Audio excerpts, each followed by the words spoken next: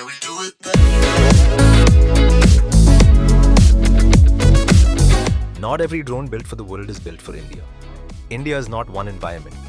It is extreme heat in Rajasthan, coastal humidity in Tamil Nadu, dust-heavy farms in MP, and high-altitude regions in the north. Many global drones are designed for controlled climates. But in India, temperatures cross 45 degrees. Dust enters motors. Humidity affects electronics. Signal interference is common in dense urban zones.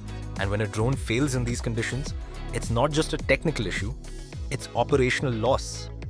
That's why designing for India requires a different approach.